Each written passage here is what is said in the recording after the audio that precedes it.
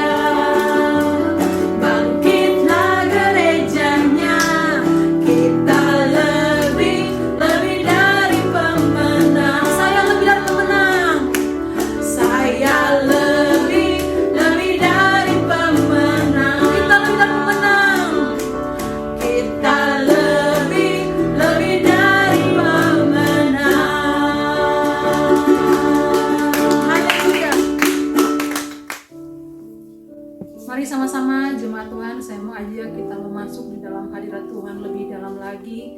Kita mau sembah Dia, kita mau rasakan hadirat Tuhan yang sungguh luar biasa saat ini. Kita mau memuji Tuhan, kita mau diam di dalam hadirat Tuhan.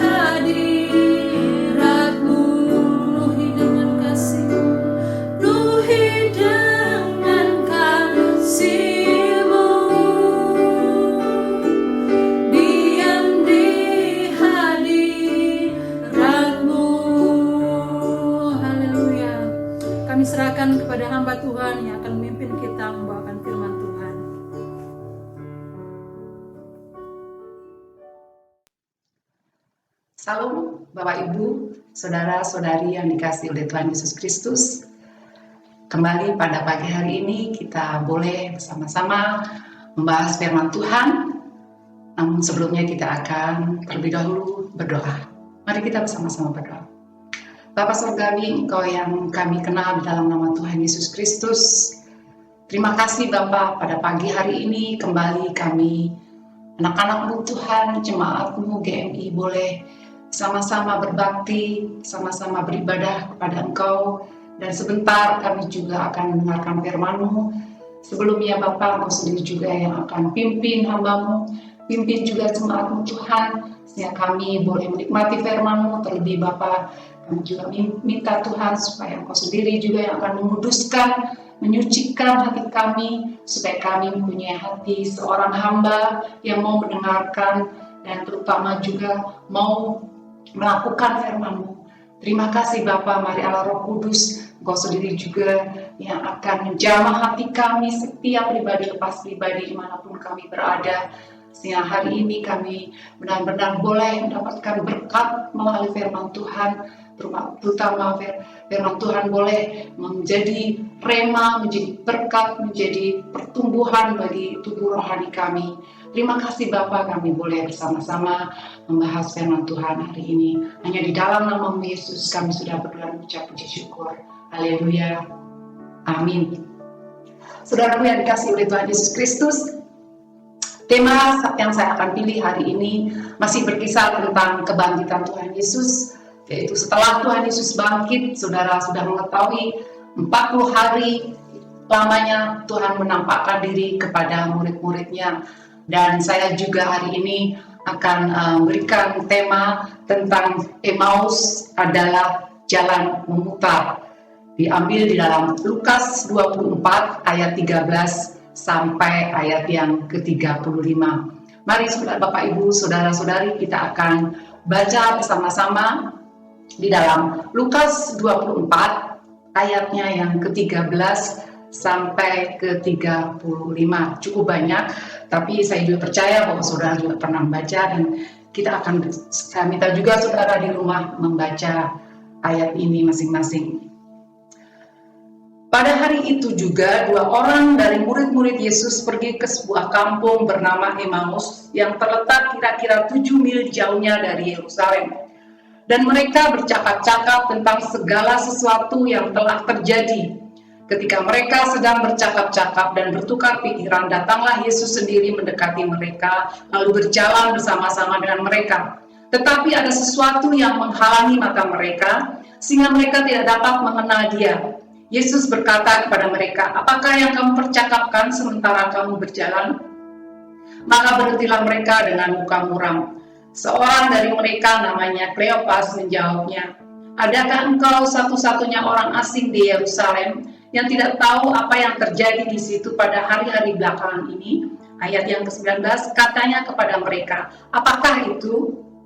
Jawab mereka, "Apa yang terjadi dengan Yesus orang Nazaret? Dia adalah seorang nabi yang berkuasa dalam pekerjaan dan perkataan di hadapan Allah dan di depan seluruh bangsa kami. Tetapi imam-imam kepala dan pemimpin-pemimpin kami telah menyerahkan dia untuk dihukum mati, dan mereka telah menyalibkannya. Padahal kami dahulu mengharapkan bahwa dialah yang datang untuk membebaskan bangsa Israel. Tetapi sementara itu telah lewat 3 hari sejak semuanya itu terjadi, tetapi beberapa perempuan dari kalangan kami telah mengejutkan kami. Pagi-pagi buta mereka telah pergi ke kubur dan tidak menemukan mayatnya. Lalu mereka datang dengan berita bahwa telah kelihatan kepada mereka malaikat-malaikat yang mengatakan bahwa ia hidup. Dan beberapa teman kami telah pergi ke kubur itu dan mendapati bahwa memang benar yang dikatakan perempuan-perempuan itu, tapi tidak mereka lihat. Lalu ia berkata kepada mereka, "Hai kamu orang-orang bodoh, betapa lambannya hatimu, sehingga kamu tidak percaya segala sesuatu yang telah dikatakan para nabi. Bukankah Mesias harus menderita semuanya itu untuk masuk ke dalam kemuliaannya?" Lalu ia menjelaskan kepada mereka apa yang tertulis tentang dia di dalam seluruh kitab suci, mulai dari kitab Musa dan segala kitab nabi-nabi. Mereka mendekati kampung yang mereka tuju, lalu ia berbuat seolah-olah hendak meneruskan perjalanannya. Tetapi mereka sangat mendesaknya, katanya, tinggallah bersama-sama dengan kami, sebab hari telah menjelang malam dan matahari hampir terbenam. Lalu masuklah ia untuk tinggal bersama-sama dengan mereka. Waktu ia duduk makan dengan mereka, ia mengambil roti, mengucapkan berkat, lalu memecah-mecahkannya dan memberikannya kepada mereka. Ketika itu terbukalah mata mereka, dan mereka pun mengenal dia, tetapi ia lenyap dari tengah-tengah mereka. Kata mereka seorang kepada yang lain, bukankah hati kita berkobar-kobar ketika ia berbicara dengan kita di tengah-tengah jalan, dan ketika ia menerangkan kitab suci kepada kita? Lalu bangunlah mereka dan terus kembali ke Yerusalem.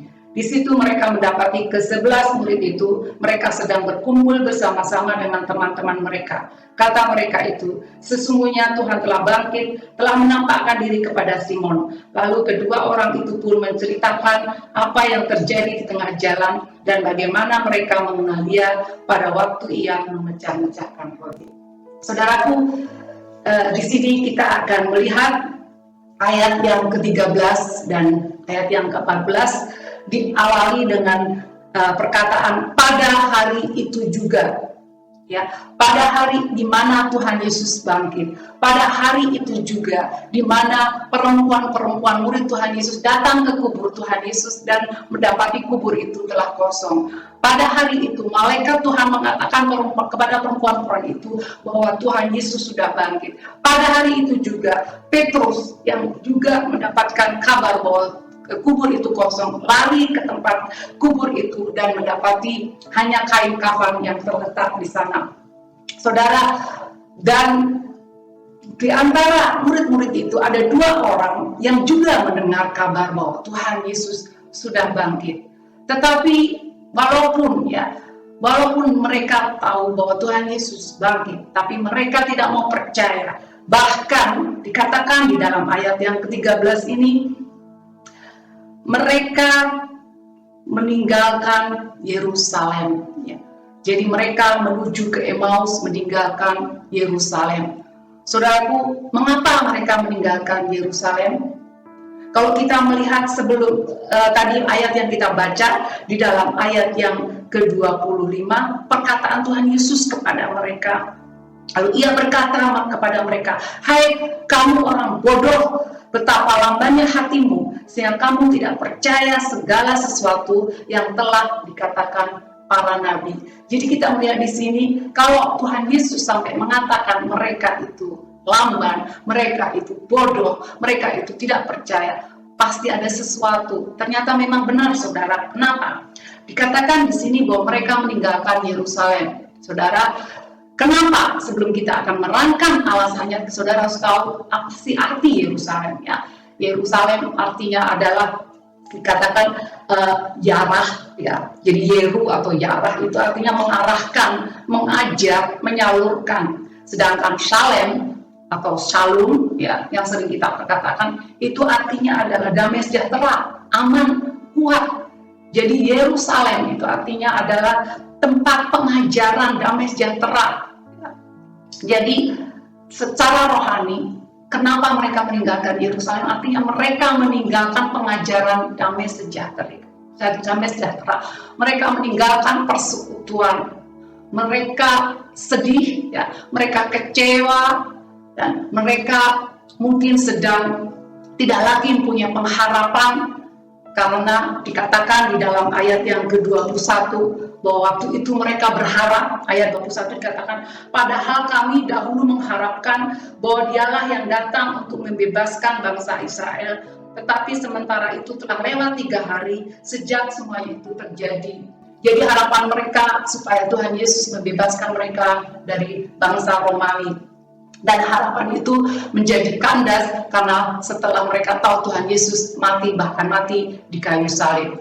Jadi saudara, kita akan melihat, ya, apa sebenarnya yang membuat mereka meninggalkan Yerusalem. Ya, kita tahu di sini karena mereka frustasi, mereka sedih, mereka kecewa kepada Tuhan Yesus, dan terutama juga kita melihat tadi Tuhan Yesus mengatakan mereka orang bodoh, orang yang tidak percaya. Mereka tidak lagi percaya akan kebangkitan. Saudara, di sini kita akan melihat bahwa damai sejahtera ya yang sudah mereka peroleh waktu mereka bersekutu itu hilang dari mereka. Jadi di sini kita akan melihat ya ada hal-hal yang mengajarkan kepada kita. Pertama yaitu bahwa mereka meninggalkan damai sejahtera ya. Kedua, mereka meninggalkan persekutuan. Yang ketiga, mereka kehilangan iman. Mereka tidak percaya kepada kebangkitan, tidak percaya kepada Tuhan Yesus. Mereka kehilangan semangat dan mereka kehilangan pengharapan. Dan itulah saudara yang akan kita lihat di sini. Kedua orang itu meninggalkan Yerusalem dan dikatakan ayat 14 dan mereka bercakap-cakap tentang segala sesuatu yang telah terjadi. Dan kita akan melihat kembali ayat yang ke-15. Ketika mereka sedang bercakap-cakap dan bertukar pikiran, datanglah Yesus sendiri mendekati mereka, lalu berjalan bersama-sama dengan mereka. Saudara, di sini kita akan melihat ya bahwa Tuhan Yesus menampakkan diri kepada dua orang muridnya. Di sini kita melihat juga alasan ya kenapa Tuhan Yesus setelah bangkit dia tidak langsung naik ke sorga atau pergi ke rumah Bapa, karena dia mau menemui murid-muridnya. Dia tidak bisa meninggalkan murid-muridnya dalam keadaan kacau, dalam keadaan sedih, dalam keadaan kecewa, dan terutama juga banyak di antara mereka patah semangat, banyak di antara mereka tidak lagi percaya. Bahkan saudara lihat sendiri apa yang dilakukan oleh Petrus, saudara, setelah Tuhan Yesus mati di kayu salib, ya, Petrus kembali melakukan pekerjaannya yang lama, yaitu menjadi pelayan. Dia menangkap ikan, saudara. Jadi di sini kita melihat bahwa semua murid-murid Tuhan Yesus dalam keadaan bimbang, dalam keadaan ketakutan, dalam keadaan ketidakpastian, di dalam keadaan kekurangan, sehingga Tuhan Yesus harus melakukan sesuatu yang membuat mereka kembali mengingat akan misi visi daripada Tuhan Yesus. Jadi kita melihat di sini ya, walaupun mereka lagi sedih, walaupun mereka galau, walaupun mereka kecewa, tetapi Tuhan Yesus hadir mendampingi mereka. Saudara, kita lihat di sini ya, bahwa Tuhan Yesus senantiasa ada di tengah-tengah manusia. Kalau kita lihat di Golgota, Tuhan Yesus letaknya di tengah ya, di antara kedua penjahat ya. Di situ kita melihat bahwa Tuhan Yesus senantiasa ada di tengah-tengah ya, di tengah-tengah keluarga, di tengah-tengah penderitaan manusia, di tengah-tengah kemalangan manusia, di tengah-tengah pekerjaan manusia, di tengah-tengah proofing test, di tengah-tengah sekolah anak-anaknya ya. Jadi Tuhan Yesus ada selalu bersama-sama dengan anak-anaknya yang mengasihi dia. Kalau saudara perhatikan juga, saudara masih ingat di ayatnya ya, di dalam Matius 18 ya, ayat yang ke-20 ya, 2-3 orang berkumpul dalam namaku, di situ aku ada di tengah-tengah mereka. Jadi itulah Tuhan Yesus senantiasa ada. Jadi di kedua murid itu, walaupun dua murid itu sedang tidak percaya kepada dia, walaupun murid sedang sedih, sedang putus asa, tapi dia ada di tengah-tengah. Karena Tuhan itu sangat mengasihi, Tuhan itu tidak mau kehilangan mereka. Karena itu dia ada di tengah-tengah mereka. Ya, Yesus selalu hadir di tengah-tengah mereka. Kalau kita lihat sekali lagi di sini, bahwa Tuhan Yesus itu adalah menjadi penengah. Ya. Jadi Tuhan Yesus selalu menjadi penengah antara dua orang yang sedang berdiskusi ya. Mereka sedang waktu perjalanan sedang berbicara tentang Tuhan Yesus, dan Tuhan Yesus itu tahu ya apa yang sedang mereka lakukan. Tetapi saudara, tadi yang pertama dikatakan bahwa Tuhan Yesus hadir di tengah mereka, dan kita akan melihat yang kedua dikatakan di sini, Tetapi ayat yang 16, ada sesuatu yang menghalangi mata mereka sehingga mereka tidak dapat mengenal Dia. Nah, inilah saudara yang menjadi masalah. Ini yang menjadi masalah, kenapa mereka tidak bisa mengenal Tuhan Yesus. Ada sesuatu yang menghalanginya, saudara. Apa itu yang menghalangi? Kesedihan mereka, kegalauan mereka, keputusasaan mereka, sehingga mereka tidak melihat bahwa itu Tuhan Yesus. Demikian pula juga dengan Maria, saudara, pada waktu Maria mengunjungi kubur Tuhan Yesus, ya, ternyata kubur itu kosong. Dia melihat seorang laki-laki yang di situ. Dia tidak mengenal bahwa itu Tuhan Yesus. Dia mengatakan itu juru tangannya, ya.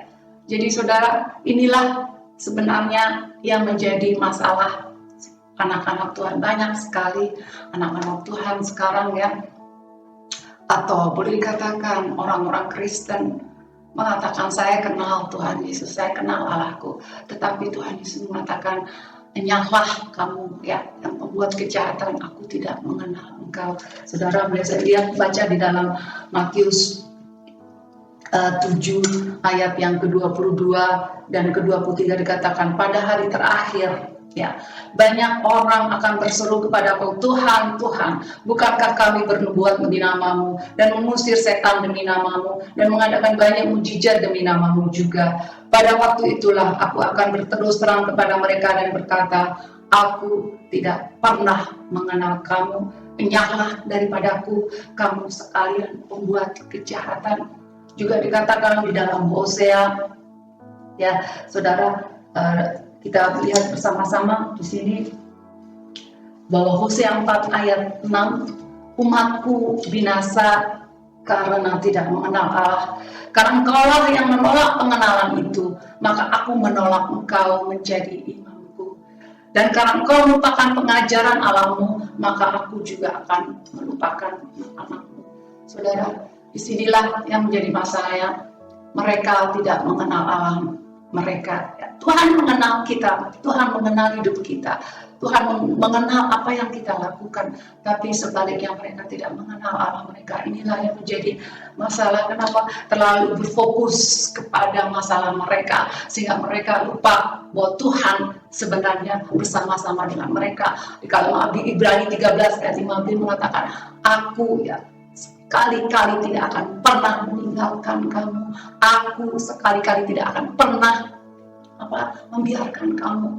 Jadi inilah yang menjadi janji Tuhan kepada anak-anaknya. Namun mereka tidak menyadari dalam masalah datang, berbagai datang, masalah pandemi sekarang, saudara, anak-anak Tuhan belum siap. Inilah yang menjadi masalah. Mereka belum siap menghadapi bencana, ya, saudara, pandemi ini, Tuhan, ya, saudara, yang mengakibatkan dunia menjadi kacau, ekonomi kacau, ya, akademi menjadi kacau, sekolah menjadi kacau, perekonomian menjadi kacau, ya, mungkin pikiran juga menjadi kacau karena mereka belum siap. Inilah yang menjadi pesan firman Tuhan hari ini. Sudah siapkah saudara untuk menyambut Tuhan yang kedua kalinya? Kalau kita melihat kedua murid ini belum siap, ya, tidak mengenal Tuhan Yesus, walaupun perjalanan antara Emmaus ke Yerusalem itu 11 km, saudara, cukup jauh, mungkin 3-4 jam Tuhan Yesus bersama mereka, mereka tidak mengenal sama sekali. Jadi saudara, ini adalah kesalahan yang sangat fatal, terutama juga bagi anak-anak Tuhan, karena Tuhan menghendaki supaya kita sungguh-sungguh mengenal Dia, ya. Bukan setiap orang yang berseru-seru kepada Tuhan, Tuhan akan masuk ke dalam kerajaan sorga, melainkan dia yang melakukan kehendak Bapakku yang di sorga. Itulah yang dikehendaki Tuhan. Mereka yang melakukan kehendak Bapa, itulah yang mengenal Tuhan. Jadi saudara, kalau kita sekarang kembali lagi ke ayat ini, ya, ada sesuatu yang menghalangi, dan jangan sampai hal ini juga terjadi kepada anak-anak Tuhan, kepada kita, ya. Jangan sampai karena masalah, ya, karena tantangan, karena penyakit, karena kesuksesan, ya, karena hal-hal materi membuat kita itu tidak mengenal Allah kita. Oleh karena itu kita akan melihat apa yang dilakukan oleh Tuhan Yesus kepada dua orang muridnya. Di sini kita melihat ya, pada saat mereka berjalan, mereka tidak mengenal Tuhan Yesus. Tetapi kalau saudara baca ya, ayat yang ke-29 dikatakan, tetapi mereka sangat mendesaknya. Katanya, tinggallah bersama-sama dengan kami, sebab hari telah menjelang malam dan matahari hampir tenggelam. Lalu masuklah ia untuk tinggal bersama-sama dengan mereka. Saudara, di sini kita melihat bahwa kedua murid itu mengundang Tuhan Yesus di rumah mereka. Apa yang menyebabkan mereka itu mengundang Tuhan Yesus? Saudara boleh tebak kenapa ya? Kalau kita lihat ayat sebelumnya dikatakan, lalu ia, yaitu Tuhan Yesus, ayat yang ke-27 ya, Lukas 24 ayat yang ke-27, lalu ia menjelaskan kepada mereka apa yang tertulis tentang dia dalam seluruh kitab suci, mulai dari kitab Musa dan segala kitab nabi-nabi ya. Di sini kita melihat bahwa mereka tertarik dengan pengajaran Tuhan Yesus. Mereka tertarik dengan perkataan Tuhan Yesus. Jadi kita melihat di sini Tuhan memulai mencelikkan mata hati mereka karena apa saudara? Karena ada respon dari mereka. Karena apa saudara? Kalau kita melihat ya, dalam 2 Korintus 3 ayat 14 dan 16, mari saudara silahkan baca juga di rumah. 2 Korintus 3 ayat 14 sampai 16, tetapi pikiran mereka telah menjadi tumpul, sebab sampai pada hari ini selubung itu masih tetap menyelubungi mereka. Jika mereka membaca perjanjian lama itu tanpa disingkapkan, karena hanya Kristus saja yang dapat menyingkapkannya. Bahkan sampai pada hari ini setiap kali mereka membaca kitab Musa, ada selubung yang menutupi hati mereka. Tetapi apabila hati seorang berbalik kepada Tuhan, maka selubung itu diambil daripadanya. Jadi satu poin yang saudara harus perhatikan di sini, bahwa hanya Tuhan Yesus yang bisa membuka selubung itu. Hanya Tuhan Yesus yang bisa mencelikkan mata hati mereka. Jadi kita perhatikan di sini, mereka tidak tahu bahwa Tuhan Yesus yang sedang bercakap-cakap dengan mereka. Tetapi ketika mereka respon, ketika mereka tertarik dengan pengajaran Tuhan Yesus, lalu apa saudara? Saya percaya ya, Roh Kudus menjamah hati mereka, menggerakkan hati mereka, sehingga mereka mengundang Tuhan Yesus untuk mampir atau besuk di rumah mereka. Saya percaya inilah saudara yang membuka titik balik, yang membuka mata hati mereka. Kenapa mereka mau ya kembali berfokus kepada ajaran firman Tuhan, teringat kembali tentang apa yang Tuhan pernah ceritakan kepada mereka. Rupanya di sini Tuhan kita itu Tuhan yang luar biasa, saudara.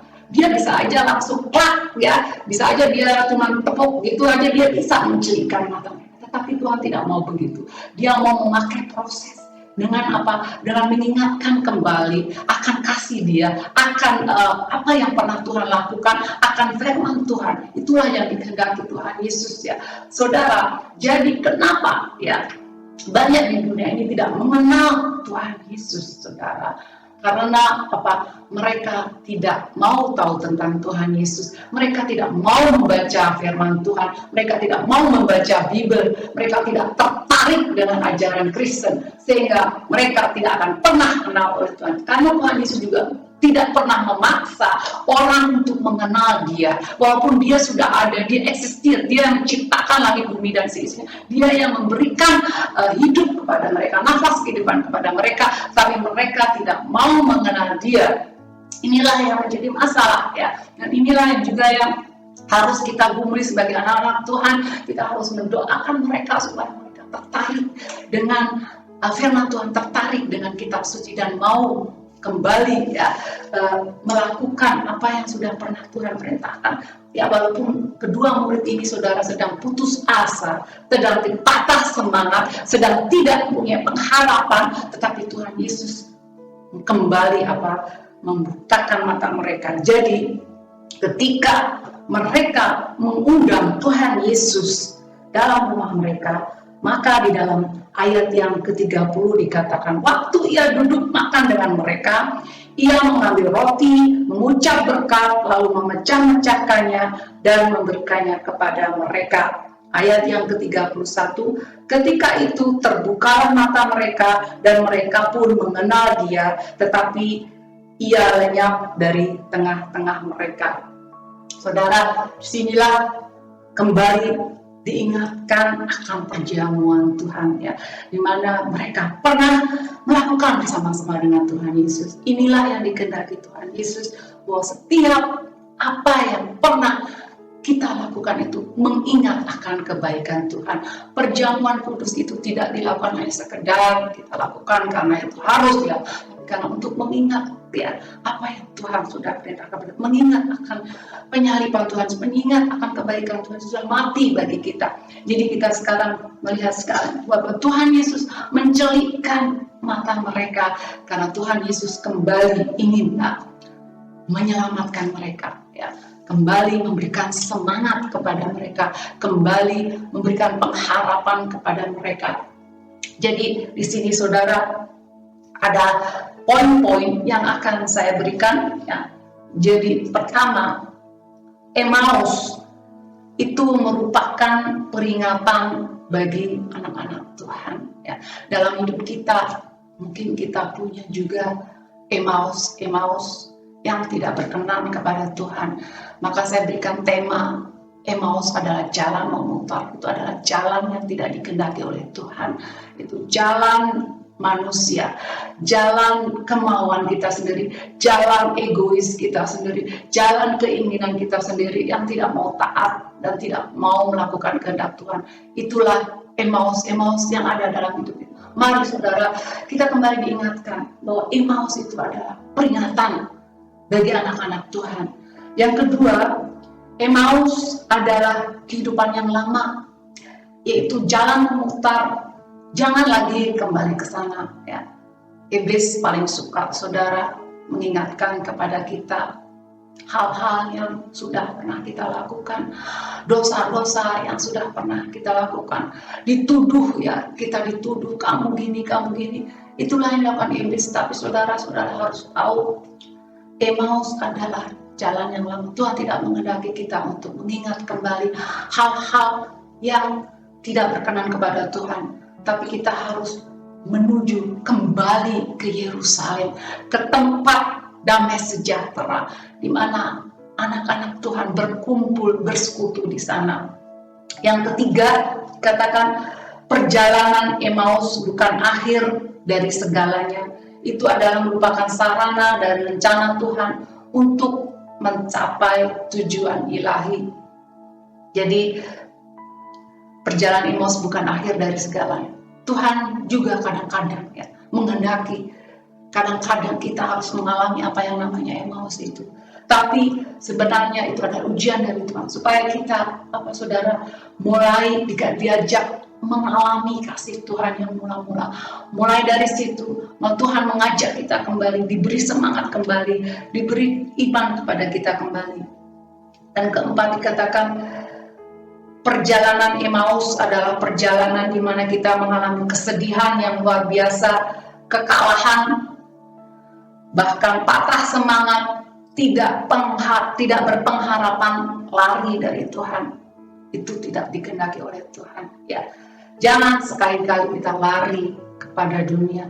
Ingat saudara, dunia memang menjanjikan hal-hal yang bagus, tetapi tidak menjanjikan hal-hal yang kekal.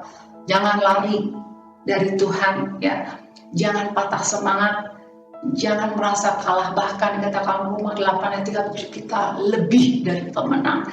Jangan mau, ya, telinga kita dipengaruhi oleh iblis membisikkan kata-kata yang mematahkan semangat kita. Kemudian yang kelima dikatakan jangan tinggalkan persekutuan dengan orang-orang percaya. Ya, seperti dua orang murid ini, mereka yang tadinya Yerusalem, mereka yang tadinya berkumpul, tapi karena sedih, karena kecewa, karena semangatnya hilang, karena dia merasa ditinggalkan gurunya, pemimpinnya, orang yang benar-benar dipercayai, orang yang benar-benar diharapkan mati di Yerusalem. Mereka benar-benar down dan mereka bukannya bersekutu, tapi lari ya, dari persekutuan, meninggalkan persekutuan, meninggalkan damai sejahtera. Jadi saudara diingatkan kembali oleh Tuhan Yesus mengingatkan kembali kepada kedua orang itu untuk apa? Kembali semangat ya. Coba kalau saudara baca di dalam ayat yang ke-32 ya, Lukas 24 ayat 32 dikatakan di situ, kata mereka seorang kepada yang lain, bukankah hati kita berkobar-kobar ketika ia berbicara dengan kita di tengah jalan dan ketika ia menerangkan kitab suci kepada kita. Saudara, inilah yang dilakukan Tuhan Yesus. Pada waktu firman Tuhan diberikan, maka pada saat itu Roh Kudus bekerja dan memberikan kembali kobaran semangat itu karena apa? Mereka sedang berjalan bersama Tuhan Yesus. Pada waktu anak-anak bersekutu, pada waktu anak-anak menyembah Tuhan, maka saya juga percaya Roh Kudus bekerja dan diberikan semangat yang berkobar-kobar karena Tuhan Yesus hadir di sana, karena Tuhan Yesus bersama-sama dengan mereka. Dan saya juga percaya saudara, pada saat ya mereka berjalan bersama Tuhan Yesus itu, Roh Kudus menjamah mereka sehingga mereka berkobar-kobar. Inilah yang diberikan oleh Tuhan kepada mereka. Mereka diberikan semangat kembali sehingga saudara, begitu Tuhan Yesus waktu itu hilang di antara pandangan mereka. Ayat yang ke-33 sungguh sangat menarik, saudara. Lalu bangunlah mereka dan terus kembali ke Yerusalem. Di situ mereka mendapati ke-11 murid itu. Mereka sedang berkumpul bersama-sama dengan teman-teman mereka. Kata mereka itu, sesungguhnya Tuhan telah bangkit dan telah menampakkan diri kepada Simon. Saudara, di sini mereka begitu setelah Tuhan Yesus mencelikkan hati mereka ya. Lalu mereka bangun, langsung mereka ingat ya, kita harus cepat-cepat kembali lagi ke Yerusalem, kembali lagi ke tempat persekutuan anak-anak Tuhan. Setelah mereka punya semangat, mereka lalu kembali berkobar-kobar untuk bersekutu, untuk melayani Tuhan. Ya, dan kita melihat ya, setelah mereka bertemu dengan teman, Tuhan Yesus mengingatkan tanggung jawab kepada mereka. Apa tanggung jawab mereka? Mereka harus menceritakan ya apa yang sudah mereka lihat. Lalu dikatakan ayat yang ke-35, lalu kedua orang itu pun menceritakan apa yang terjadi di tengah jalan dan bagaimana mereka mengenal Dia, yaitu Tuhan Yesus, pada waktu Ia memecah-mecahkan roti. Di sinilah saudara, apa yang tadi dikatakan bahwa Tuhan sudah memberikan semangat kepada mereka. Tuhan sudah mengembalikan iman mereka. Tuhan kembali mendampingi mereka ya. Yang tadinya tadi kita bahas pertama tadi bahwa mereka kehilangan semangat, mereka kehilangan iman mereka meninggalkan damai sejahtera, mereka meninggalkan persekutuan, itu dikembalikan semua oleh Tuhan Yesus pada akhirnya, sehingga mereka mau bersekutu kembali dengan teman-teman mereka. Dan yang ke-6 dikatakan Yesus selalu hadir mendampingi kita. Nah, itu kita akan selalu ingat ya, ayatnya dari Matius 18:20 ya, bahwa kita ada bersama-sama dengan Tuhan Yesus. Tuhan Yesus hadir bahkan terus mendampingi hidup kita. Amin saudara. Jadi sekarang kita mulai lagi belajar dari penampakan Tuhan Yesus kepada kedua murid ini, bahwa Tuhan peduli ya, Tuhan mendampingi kita, Tuhan mengasihi kita, Tuhan berikan semangat kepada kita, Tuhan bahkan memulihkan iman kita, Tuhan kembali mengajar kepada kita untuk kembali bersekutu dengan teman-teman seiman kita. Amin. Mari saudara, Sebelum kita akan akhiri ibadah kita hari ini, kita terlebih dahulu berdoa kepada Tuhan. Mari kita sama-sama berdoa. Bapa Surgawi, kami bersyukur Tuhan, begitu indahnya Tuhan hari ini. Engkau kembali mengingatkan kepada kami Tuhan, tentang kejadian di mana Engkau menjamah kedua murid-Mu Tuhan, waktu mereka pergi menjauh dari Yerusalem Tuhan. Pada waktu mereka meninggalkan damai sejahtera, mereka meninggalkan persekutuan, waktu mereka tidak lagi percaya kepada kebangkitan. Bapa, terima kasih kembali Tuhan, Kau ingatkan kepada kami bahwa kami harus senantiasa mengingat Tuhan bahwa Engkau sangat mengasihi kami, walaupun kadang-kadang Tuhan anak-anak-Mu mungkin meninggalkan Engkau, mungkin lagi gelisah, mungkin lagi kecewa, mungkin dalam kesusahan, mungkin tidak mau tahu lagi tentang Engkau Tuhan, tapi Engkau tetap mengasihi mereka, Engkau tetap mendampingi mereka, Engkau tetap mau hadir di tengah anak-anak-Mu. Terima kasih Bapa untuk kasih-Mu yang luar biasa, kasih-Mu yang menutupi banyak sekali dosa.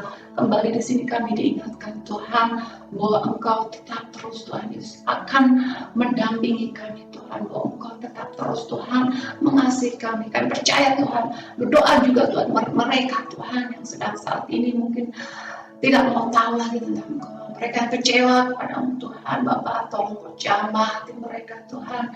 Mereka yang kesusahan Kau yang menghiburkan mereka. Mereka yang sedang Tuhan black out Tuhan, Kau kembalikan Tuhan semangat mereka, Kau berikan kembali dukungan-Mu Tuhan. Ingatkan kembali akan kasih-Mu yang mula-mula pada waktu Engkau menolong mereka pertama kali, waktu Engkau menjamah mereka, Engkau berikan mukjizat kepada mereka supaya mereka kembali kepada-Mu. Bapak, terima kasih Yesus, Engkau luar biasa, Engkau Allah yang mengasihi, Allah yang menjaga anak-anak-Mu. Untuk itu Tuhan, biarlah hari ini kami sungguh-sungguh Tuhan mau percaya dan sungguh-sungguh, mau Tuhan mengenal Engkau dengan sungguh-sungguh, mau Tuhan belajar firman-Mu, karena dari firman-Mu timbul keinginan bagi kami untuk terus Tuhan mengundang Engkau setiap kali, setiap saat Tuhan. Kau rindu juga bersekutu dengan kami. Kami undang Engkau Tuhan, supaya Engkau juga hadir Tuhan di pertemuan-pertemuan ibadah anak-anak-Mu, di pertemuan-pertemuan keluarga, di mesbah keluarga, komsel, dimanapun anak-anak berada Tuhan. Kau hadir di sana. Kau kembali mengajar mereka Tuhan, seperti Engkau mengajar kedua murid-Mu yang pergi Tuhan dari Yerusalem ke Emmaus Tuhan. Tapi puji Tuhan, mereka sudah kembali lagi ke Yerusalem. Kami juga percaya Tuhan Yesus, banyak sekarang anak-anak-Mu yang mulai kembali lagi Tuhan, kembali lagi percaya kembali lagi kepada Engkau, kembali lagi mau mengenal Engkau. Terima kasih Bapak, sekali lagi Tuhan, kami bersyukur untuk hari ini, untuk firman-Mu, untuk apa yang Kau sudah berikan kepada kami, untuk kami tetap terus percaya dan tetap terus mengenal Engkau Tuhan. Terima kasih Bapak, terpuji-pujilah Engkau Yesus kekal selama-lamanya. Haleluya, amin. Tuhan Yesus memberkati.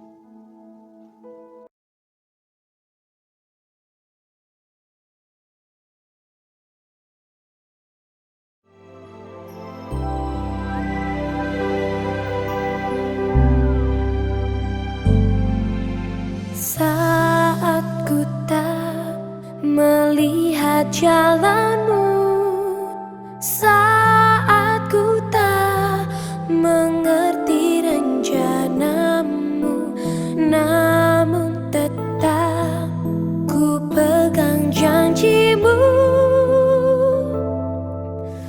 Pengharapanku hanya padamu. Hatiku percaya,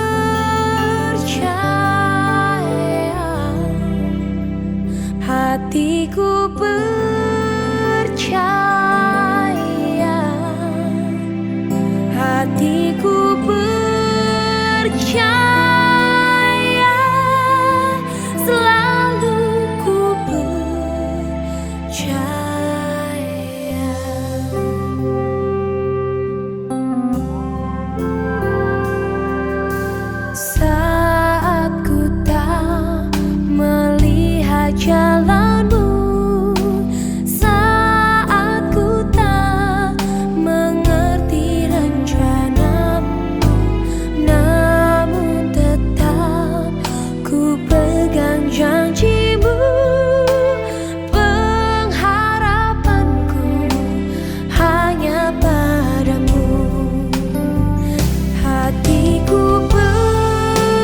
Mari Bapak, Ibu-ibu, saudara-saudara, kita mau menutup ibadah kita pada siang hari ini.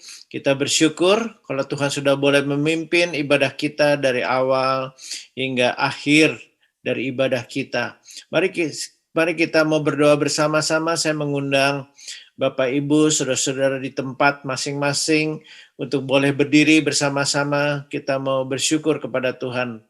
Tuhan, kami mengucap syukur atas pimpinan-Mu dalam ibadah kami pada hari ini. Engkau sudah boleh memberkati kami. Kami boleh memuji, menyembah Tuhan di dalam roh dan kebenaran. Kami boleh mendengarkan kebenaran firman-Mu yang sudah disampaikan tadi Tuhan. Kami diingatkan kembali supaya kami boleh terus berjalan sesuai dengan rencana Tuhan. Kami diingatkan untuk Emmaus yang adalah kehidupan yang lama. Jalan memutar, jalan di mana kami diingatkan supaya jangan kami kembali ke sana, tapi kami boleh terus maju mencapai tujuan ilahi.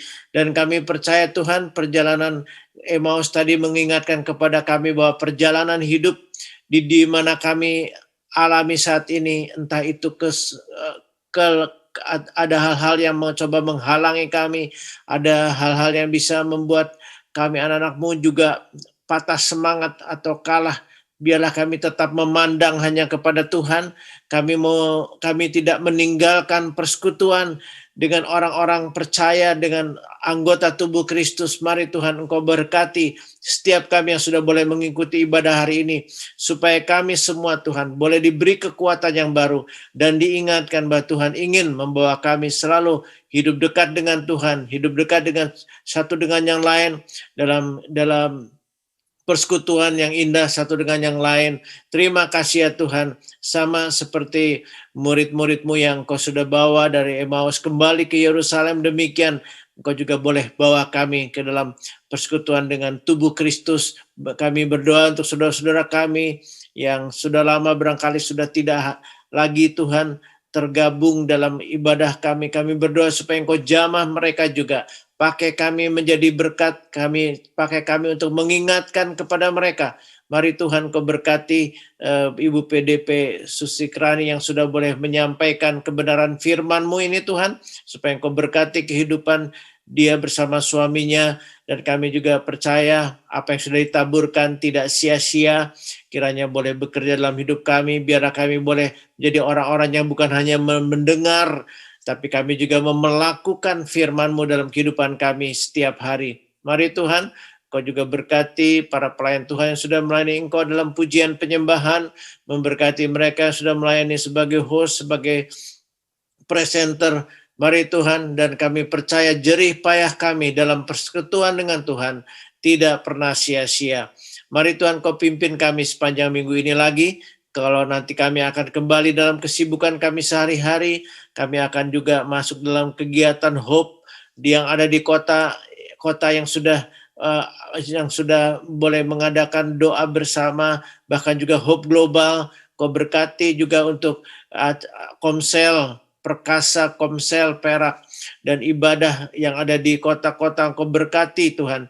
Juga anak-anak sekolah minggu, Engkau juga tidak lupakan Tuhan. Kiranya Engkau boleh memberkati kalau kebaktian anak-anak atau sekolah minggu ini masih dapat dilaksanakan di setiap kota. Ya Tuhan, berikan hikmat kepada guru-guru sekolah minggu supaya boleh membangun kegiatan anak-anak sekolah minggu dengan hati yang tulus, supaya mereka juga boleh menjadi generasi masa depan gereja di akhir zaman ini. Terima kasih ya Tuhan.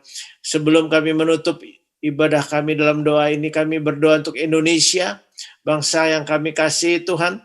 Kiranya Engkau boleh memberkati bangsa kami Indonesia, walaupun kami tahu Indonesia sedang menghadapi berbagai macam bencana-bencana alam yang terjadi, baik di Nusa Tenggara Timur, Nusa Tenggara Barat, bahkan juga di Jawa kemarin ini Tuhan, bahkan sampai kemarin juga ada di bagian Jakarta Selatan juga Tuhan. Kami tahu di daerah Bekasi juga kemarin mengalami gempa juga. Engkau yang kiranya menolong supaya setiap organisasi atau lembaga-lembaga gereja yang membantu di sana ataupun pemerintah yang membantu di sana, Engkau boleh tolong supaya semua, walaupun keadaan tidak mudah, khususnya di Nusa Tenggara Timur, Nusa Tenggara Barat, karena ada banyak hal yang terhalang, namun Engkau yang menolong supaya bantuan-bantuan ini bisa menolong masyarakat setempat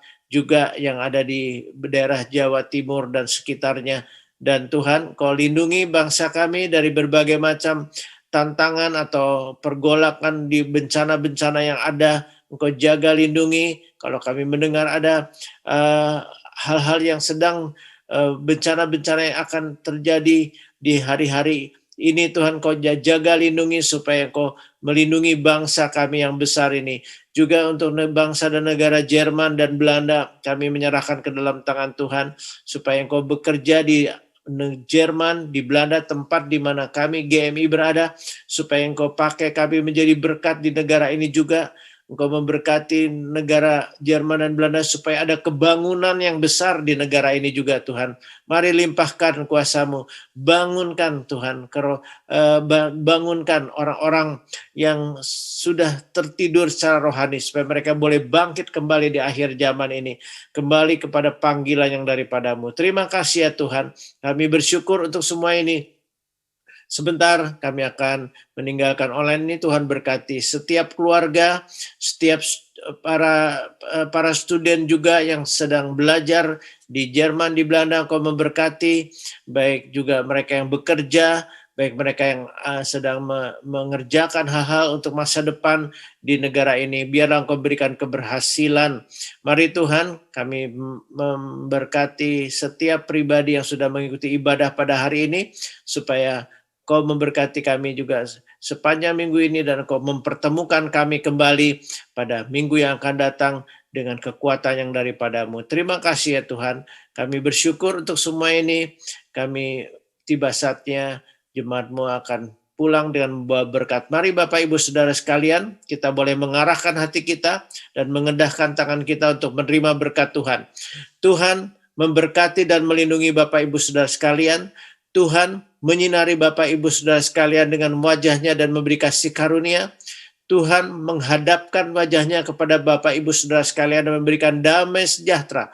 Karena kasih karunialah Bapa, damai sejahtera daripada Tuhan Yesus Kristus, persekutuan dalam Roh-Nya yang kudus menyertai kita semua mulai dari sajam ini sampai Maranatha, yaitu Tuhan Yesus Kristus datang kembali untuk yang kedua kali. Haleluya. Amin.